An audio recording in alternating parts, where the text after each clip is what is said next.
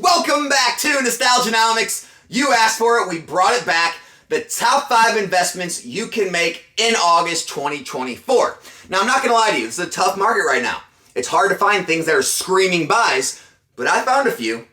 Also, understand what I mean when I say investment. This is nothing that you're going to buy and flip next week or next month for immediate gains. How long are you going to have to hold? I don't know. What price points are they going to get to? I don't know. Anyone telling you that is clearly lying. What I've done though is I've identified certain items that have, the bleeding has kind of stopped on them, right? They started to kind of level out and they have limited downside risk with increased upside potential. And that's what you're looking for when you're looking to invest. So we're going to jump into these top 5 items in just a second. But first, I got to shout out today's video sponsor. It's Arizona TCG. Guys, Arizona TCG runs a consignment service for your PSA, BGS, CGC slabs. They run them through their 100% positive feedback, over 10K items sold, 2,000 plus follower eBay store, meaning you're gonna get all the eyes of eBay and they're gonna go for top dollar. Also, their fees are very transparent. It's only 13.5%, which is basically what it's gonna cost you to do all the work yourself. If it's under $100, it's an extra $5 shipping fee. But again, it's what it's gonna cost you to ship yourself after shipping and shipping materials. So make sure to check out Arizona TCG. The link will be in the description and the comment section below.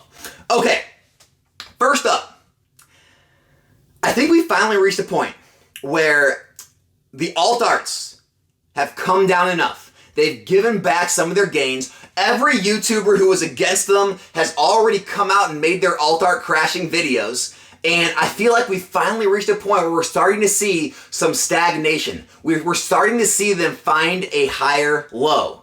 Okay, and that's what I like to look for when you start wanting to take nibbles. You start wanting to move into these cards. And a lot of these top alt arts, we're talking about, the Umbreons, the Garatinas, the Gengars, the Charizards, the Blazikins, and so on. They've come down enough. They've given back, 20, 30, sometimes more than 30%. And they started to kind of flatline stagnant, right? All the attention's off them right now, right? All the negativity's on them, but they're no longer falling. That's what I like to look for when I look for more buys. So go ahead, we can bookmark this video, right smack dab in the middle of August. Alex is saying it again. I believe alt arts will be higher in the future than they are right now. I think they've set new highs, they've come back down, they've stagnated. It's the same exact thing we saw with a lot of the Sun and Moon tag team cards last year. Right? They shot up really high, they came back, they stagnated, and now some of them are already setting new highs. I think the same will be true for alt arts, because here's what happens, guys. Here's what you have to understand. When collectors go back, they usually don't dig into every set and buy every card. What they usually do is they go back to the sets they missed, and they pick up the few top hits in each set that they want. That's going to be the alt arts. When I talk about those 5-10% of cards that do well over time in each era, that's going to be the alt arts. That's the tag team alt arts. That's the XY megas and full arts. And so I'm saying the alt arts are going to be a good investment at this point, which brings me into my next one, Crown Zenith. With Crown Zenith releasing that new box at Sam's Club, it is seeing some drops on the ETBs. I think Crown Zenith ETB, still around $50 now, is a screaming buy in my opinion. Not just that, if you want to take the singles route, the Galarian Gallery, screaming buy. All of those have come down with the alt arts. The gold Garatinas and Arceuses, the other gold cards, right? Dialga, Palkia. You got the Mewtwo, you have other Galarian Galleries. They have seen sharp decreases lately, but now they're also starting to kind of stagnate. And I think when the Crown Zenith, kind of bleeding stops, which I think we're probably near the end of it, this will probably be one of the last products we see for Crown Zenith. Once that kind of stops, flatlines, we will start to see things move up. I think we'll see the ETBs move up. It's one of the greatest sets. And I also think we'll see a lot of those top hits rise with the price of the ETBs. So number 2 is going to be Crown Zenith and the Crown Zenith Galarian Gallery. The top hits, not like every Galarian Gallery card, but definitely some of the top hits are going to be buys. Next up, Scarlet Violet base set. But not the whole base set, right? The Miriam and the Gardevoir. Just like I said about the alt arts, people going back wanting to collect the top stuff, the Sun and Moon tag team alt arts, the XY megas and full arts, right?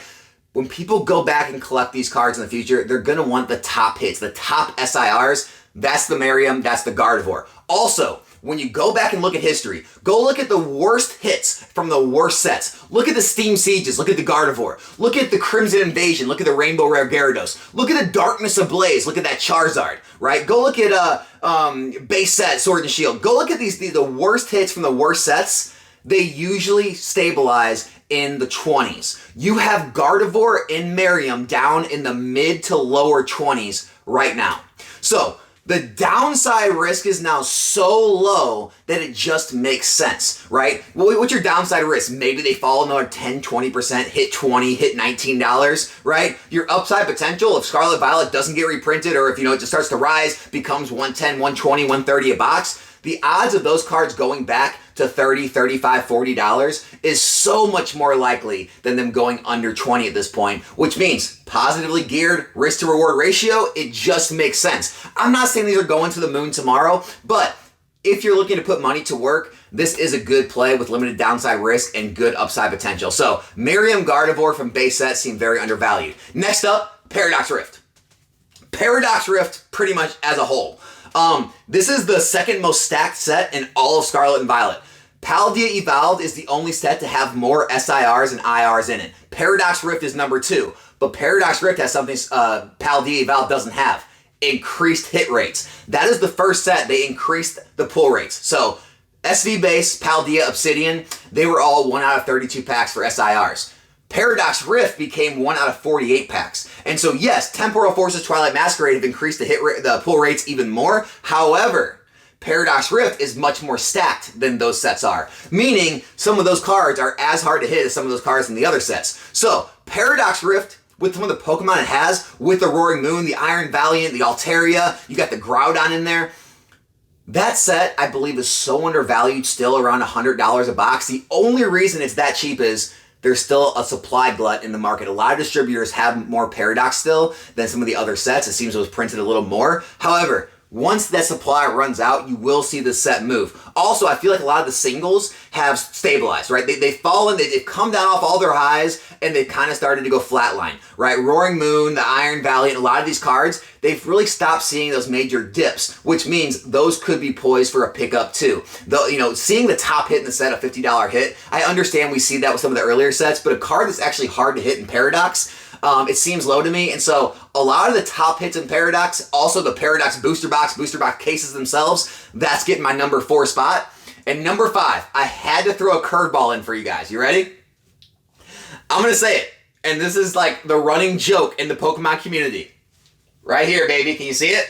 Hidden Fates. I'm throwing it out there. Hidden Fates. I truly believe Hidden Fates is finally going to rise at this time. I'll tell you why. Stay with me. The Stained Glass Bird, the promo and the ETB, okay? It's now seen rises. It's up like 20% this year, okay? It went from like the mid-teens, now it's a $20 plus card. All of the major hits in Hidden Fates are seeing price rises. Go look at the charts. We got the Charizard GX, we've got the Umbreon, we got the Cynthia, we've got countless of the major hits, the top hits in the set, all seeing massive price increases this year. Usually what follows after the cards all swing up, you're going to see more products continue to get opened by streamers because again, it gets in more people's minds. More product disappear from the market, and we're already seeing that. You used to be able to find deals on ETBs in the 150s, 160s. Those are gone. Those are all gone everywhere. They're now all about $170, $175. I know they've been in that range a long time. They've been up, they've been down. But I think this time we are going to see that run to near $200 in ETB, if not more. So again, this isn't like a crazy play, but I do think you're at the point where the downside risk is so low at this point to seeing Hidden Fates drop to 150, but the upside potential to get to 200 plus is a lot more likely at this point, especially with all the cards gaining value with it. And so I'm saying Hidden Fates, guys. So that's going to be my top 5 for August. We'll see how it pans out in the next 6 months, a year plus. We can always come back to this video and say, Alex, you were a complete idiot. Or, hey, Alex, hey, man, you got another one right. Good job. Let's see what you get right next, or see what you get wrong next. That's all this is, guys. It's not trying to, promote this agenda to go out and buy everything I mentioned. I don't own large positions of all this stuff. It's just what I see when I'm looking at the market right now, which makes the most sense. So, to recap, we got the alt arts, the top alt arts. I wouldn't go digging down deep in the sets, and try to find like the 10th best alt art in Evolve Me Skies and things like that. But definitely the top hit alt arts from that era. Sword and Shield. Crown Zenith, as well as the top Galarian Gallery cards. All right, Crown Zenith ETBs. Scarlet Violet, Merriam, and Gardevoir. We got Paradox Rift as a whole. Paradox Rift booster boxes, booster box cases, the top hits. I think it's all a screaming buy. And also Hidden Fates ETBs I gotta throw on the list. So that's my top 5, guys. If you want to support the channel, I will leave an affiliate link in the description in the comment section if you want to use it, if you are going to go shopping. No pressure though, it's just a way to support the channel, it costs you nothing. And then make sure to check out Arizona TCG if you're looking to sell your slabs, you don't want to do the work yourself. And I'll be back here in a new video soon. I'm out.